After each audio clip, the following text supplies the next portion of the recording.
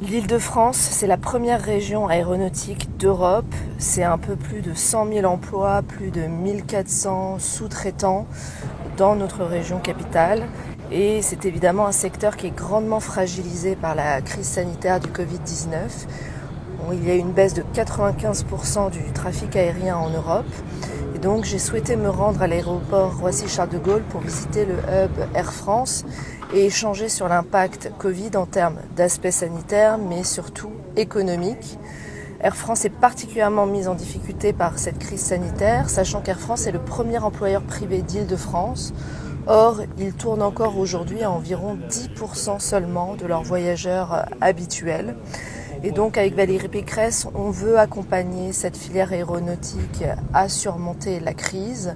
On veut le faire dans 3 directions. Tout d'abord en soutenant l'innovation. J'ai visité le Lab Air France que nous avons financé à la région. Deuxièmement, c'est en faisant tout pour garder notre savoir-faire industriel. Air France Industrie, c'est le 2e mondial de la maintenance aéronautique et donc nous avons visité ces ateliers de maintenance des réacteurs et nous avons également financé avec la région un atelier de maintenance prédictive pour rester leader sur cette thématique. Et enfin, il y a tout le sujet du développement des biocarburants.